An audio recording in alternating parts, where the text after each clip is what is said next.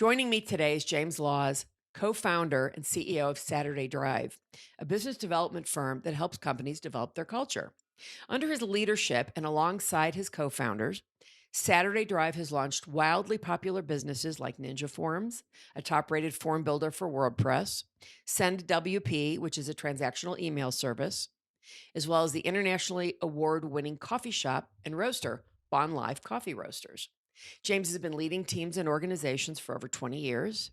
He's a public speaker, writer, and host of the podcast Leading to Fulfillment.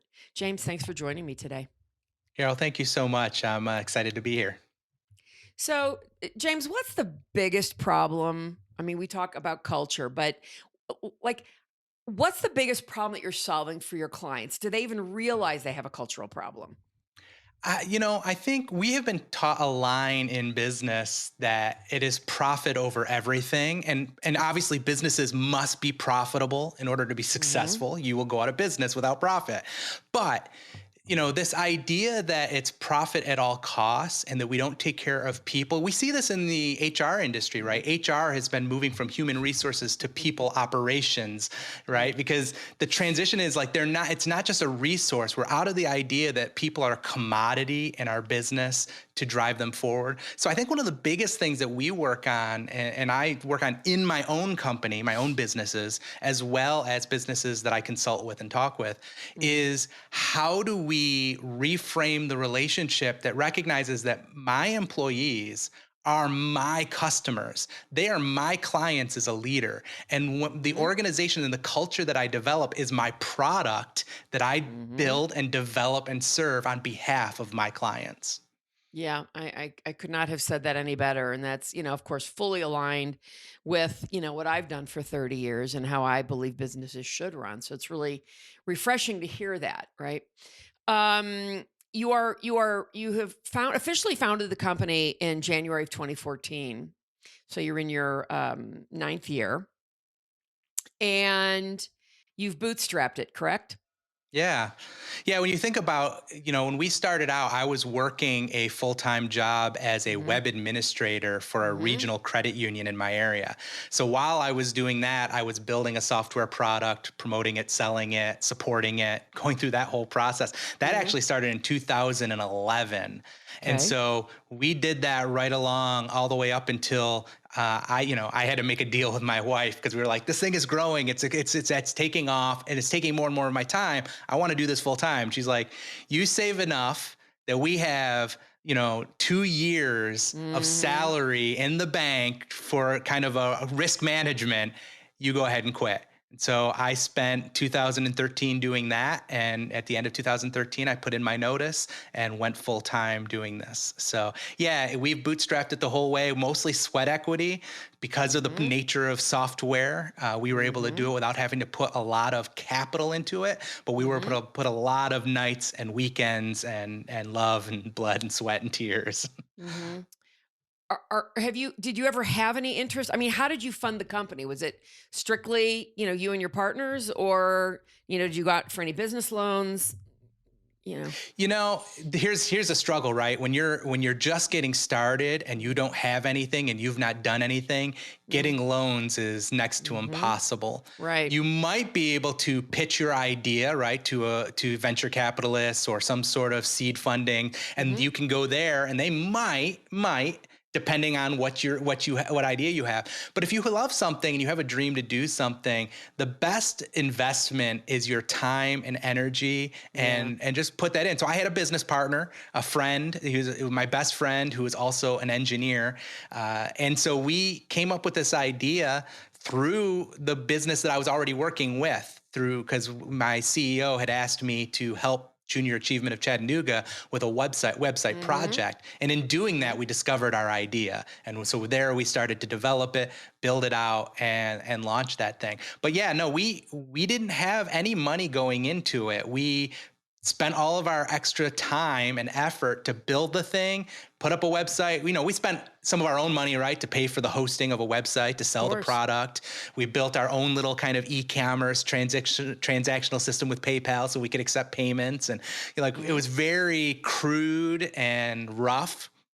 but we did it and we got it out there. And then as Mhm. customers started paying us for the product, we were able to invest that money right back into the product, developing the infrastructure, better website, better e-commerce, and better tooling. So we went through that process. But yeah, fully Mhm. bootstrapped and no funding from anything outside. James, what was the genesis of this idea? So I kind of alluded to it, but so I was asked to sit in on a board meeting between the chapter of junior achievement in our area by my CEO.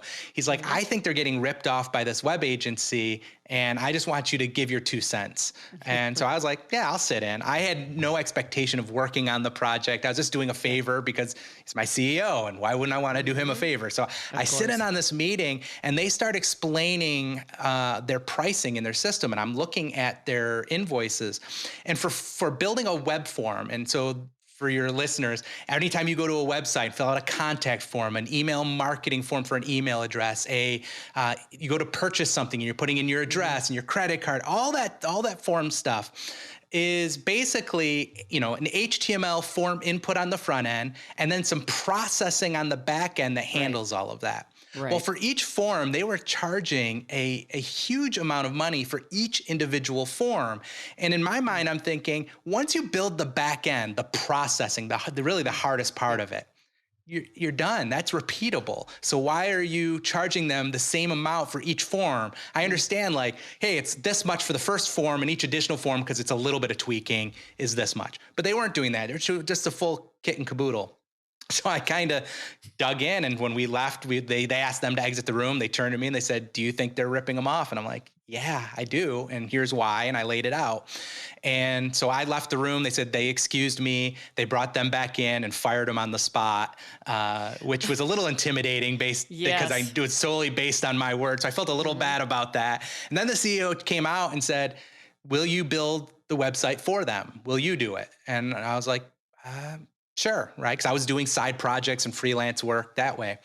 And so Mhm. I started building this website for them. But I built a form builder that was reproducible so that they could build their own forms anytime they wanted to change that. Mhm. So if they wanted to have a fundraiser for their bowling tournament, or if they wanted to sell tables, sponsored tables for a different, or an auction, or whatever it might be, they could build Mhm. their own form, hook it up to how they wanted to collect payments and for how much. And they did it all themselves.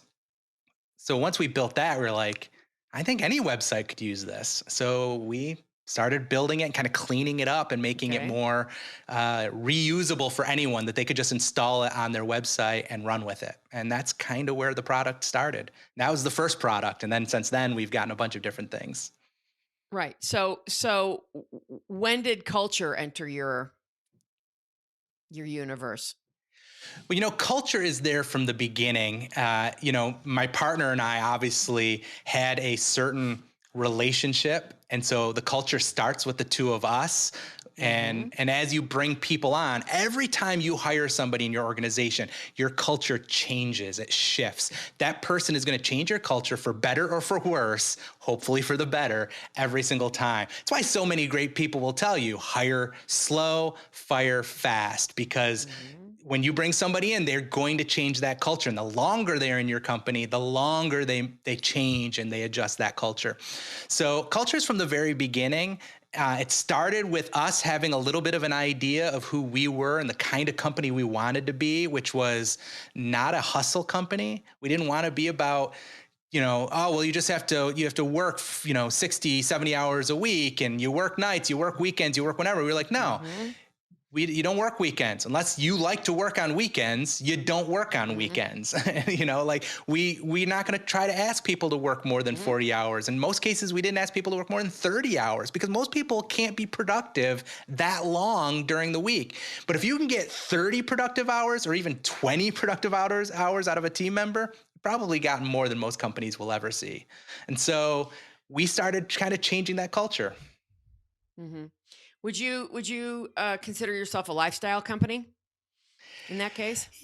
I mean, yeah, in And the it's sense not a that negative. It's just no, it is it's what it not a is. Yeah. negative. Yeah, no, I absolutely agree with you. When you talk about a lifestyle company, it's like, yeah, it is a lifestyle company for me. It's It's a lifestyle company for my business partners. And we actually think it's also a lifestyle company for each person that we hire. Because our goal is to make sure that they, as long as they want a job, they've got a job. And as long as, we set expectations together, and as long as we're on the same page, we can continue to, grow and build new things. And so, I think in a way it is a lifestyle culture. Do we expect to grow and continue to take on new projects and get bigger? Yeah, but I mean, it's going to be a part of our lifestyle forever. Carol Schultz here. Thanks for watching this excerpt from Authentically Successful. The conversation doesn't end there. So if you want to hear this episode in full and all my conversations with many other successful founders and CEOs, please visit verticalelevation.com/podcast.